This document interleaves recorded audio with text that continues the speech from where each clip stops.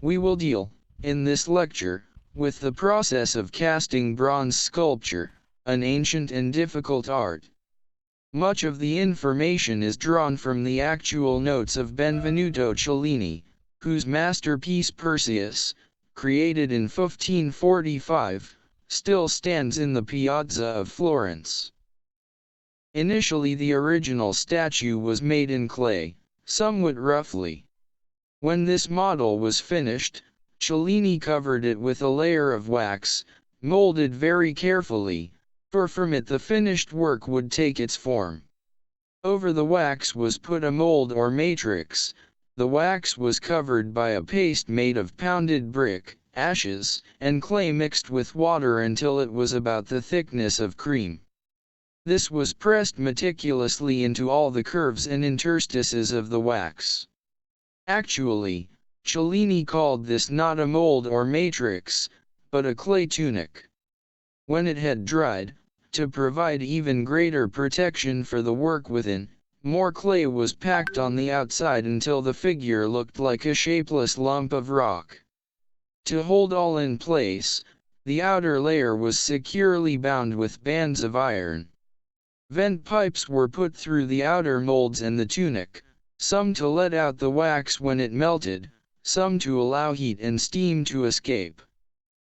When all this first part of the work was done, the figure was put into the furnace where the clay wrappings were baked until they were entirely hard.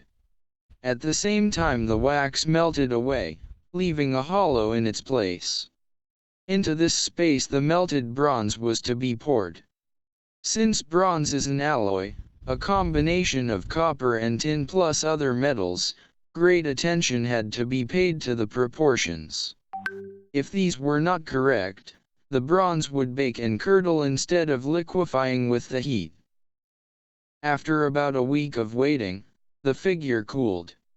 It was released from its outer walls, polished, burnished and retouched here and there. From this, more simple in the telling than the doing, emerged the masterpiece, which still dazzles the world with its fair proportion and ageless beauty. But the process itself was fraught with peril and anxiety for the sculptor. Cellini himself writes, "When all the wax was gone and the mold was well baked, I set to work at digging the pit into which to sink it. When I had finished that, I raised the mold by windlasses and stout ropes to a perpendicular position, and, suspending it with the greatest care above the level of the furnace, I lowered it gently down into the very bottom of the furnace. When this delicate operation was accomplished, I began to bank it up with the earth I had excavated. As the earth grew higher, I introduced its proper air vents, which were little tubes of earthenware such as folks use for drains and such like purposes.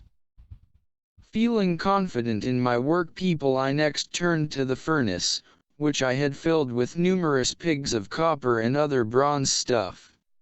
The pieces were piled according to the laws of art, that is to say so resting one upon the other that the flames could play freely through them, in order that the metal might heat and liquefy them sooner.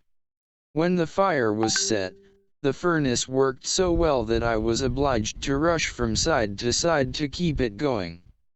The labor was more than I could stand. Yet I forced myself to strain every nerve and muscle. To increase my anxieties, the workshop took fire, and we were afraid lest the roof should fall upon our heads, while from the garden such a storm of wind and rain kept blowing in, that it perceptibly cooled the furnace.